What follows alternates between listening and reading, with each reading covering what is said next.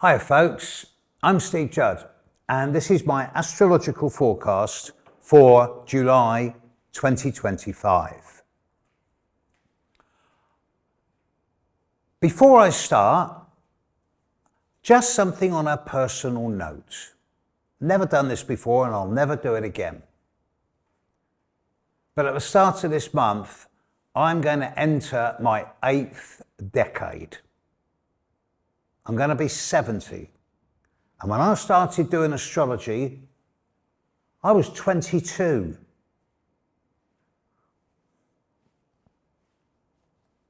Just saying.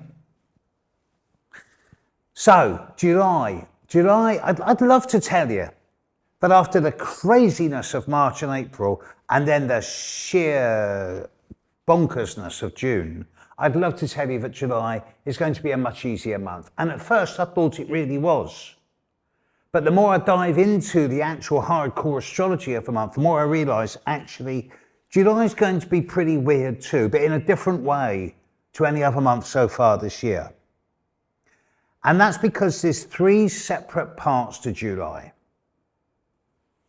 Now the first part of July is relatively quiet. The biggest thing that's happening in the first 10 days of July is that Neptune is going to stand still and start going retrograde on the 4th of July. And this is a really big one, on the 7th of July, have I got it right? Yeah, the 7th of July, at 9:47 in the morning UK time, Uranus will move into Gemini for the first time in 77 years. Uranus moving into Gemini is a total game changer. We're getting to the end of 7 years of Uranus in Taurus, and Uranus doesn't like being in Taurus because Taurus is solid, stable, hardworking, fixed, resilient, stubborn, determined. But Uranus is the planet of change. And without change, you get entropy, which leads to decay. But now Uranus is beginning its long-term journey across the Taurus-Gemini cusp.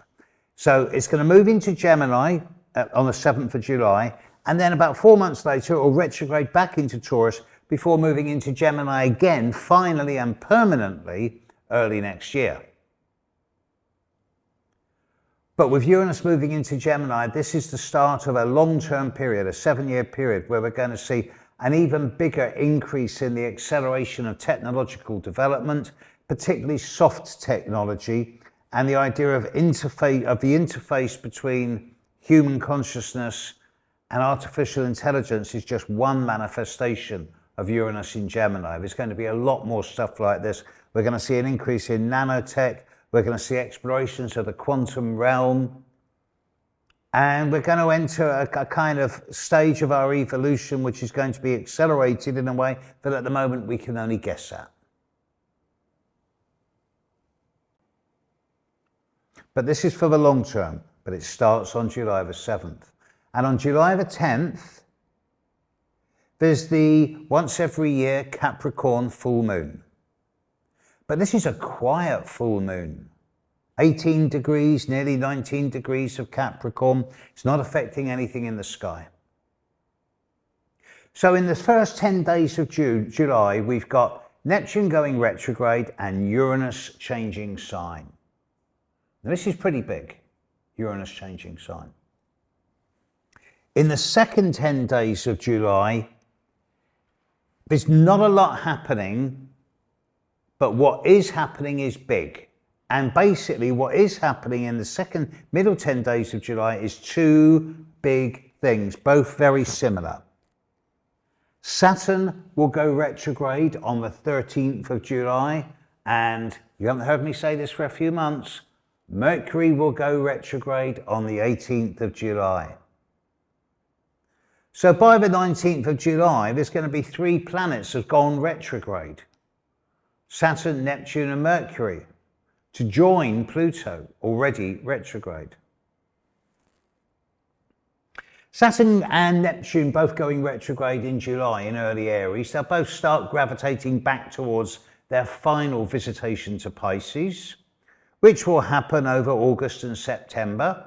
And then they'll linger there, Saturn until the end of the year and early mid-January, and Neptune till late February, and then they will emerge into Aries big time.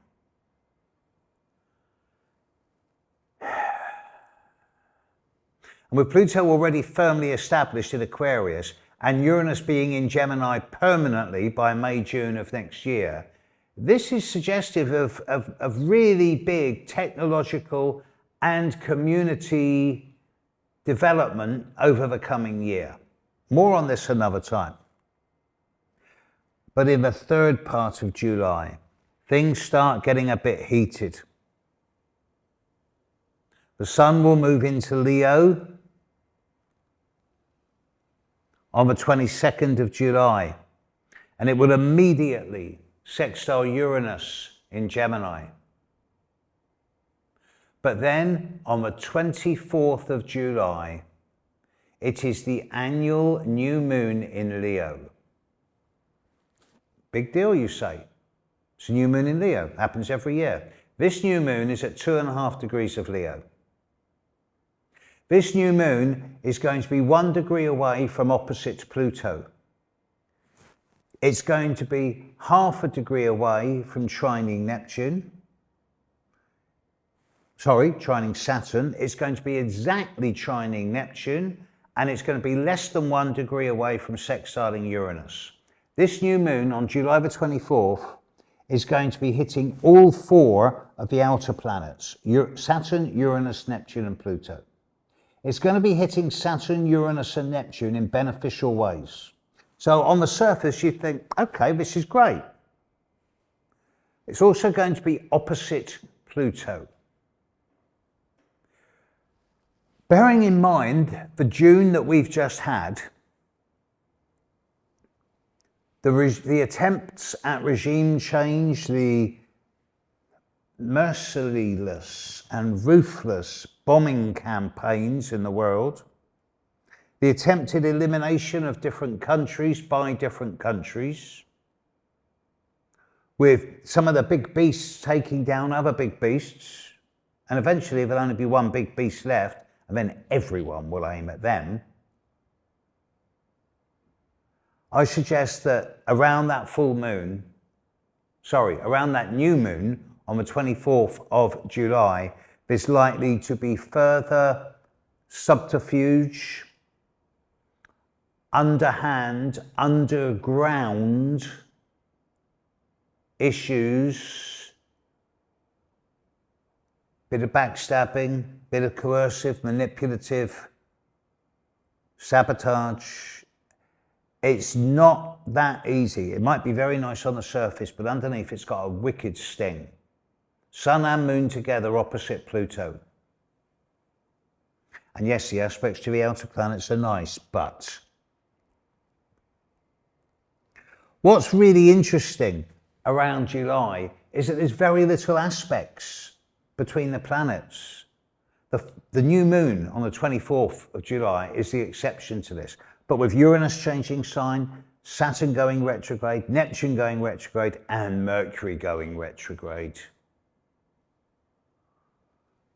With that Leo new moon on a Mercury retrograde, I suspect we're going to see further developments in the world, probably in the Middle East, possibly also in the Ukrainian-Russian situation, and there's likely to be further radical and challenging developments which are going to involve a degree of unpleasantness.